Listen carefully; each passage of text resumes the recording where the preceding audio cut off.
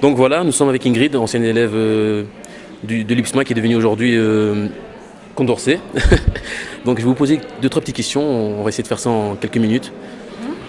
Donc pour commencer, j'aurais voulu savoir, pouvez-vous nous présenter rapidement et nous expliquer votre métier actuel, plus les réalisations? Oui, donc je travaille chez LBI, donc c'est une agence web.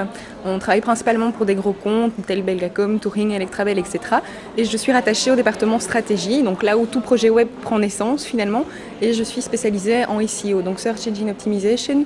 Et j'essaie de faire en sorte que les sites de nos clients soient bien positionnés dans les moteurs de recherche. D'accord.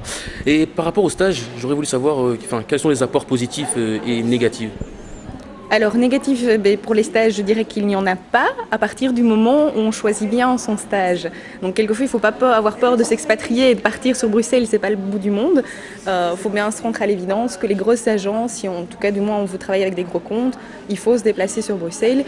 Et une fois qu'on est sur le lieu du stage, surtout le dernier stage de dernière année qui est de 3 mois, avec cette période-là, on a vraiment bien le temps de se mettre dans le bain et de rentrer dans des projets concrets. Et pensez-vous qu'on trouve facilement de l'emploi et quels sont les débouchés pour un étudiant qui sort en écriture multimédia? Je crois que de l'emploi, de toute façon, c'est un métier en demande. Donc de l'emploi, oui, c'est facilement trouvable. Il faut encore savoir quel métier choisir. Les métiers du web sont super vastes. Et une fois qu'on a trouvé son dada, sa passion, alors on se lance. Et oui, je veux dire, trouver de l'emploi, oui, c'est facile, quoi. Faut pas avoir peur de faire des kilomètres, mais c'est tout à fait faisable. Bon, ça reste de l'ordre du possible. Oui, bien sûr.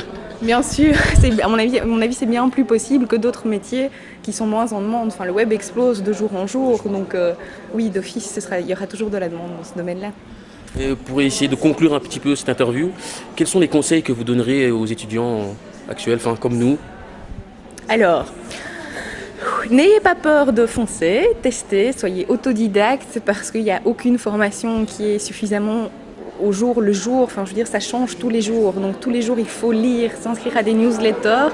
Et je l'ai dit tout à l'heure, surtout parler anglais. Quand on regarde les offres d'emploi, il faut partout être bilingue, voire trilingue. Donc n'ayez pas peur non plus de parler anglais, foncez et testez. N'oubliez pas non plus les web analytics qui sont derrière, qui sont là pour nous aider justement à optimiser correctement le web et voilà, pour se baser sur des valeurs sûres.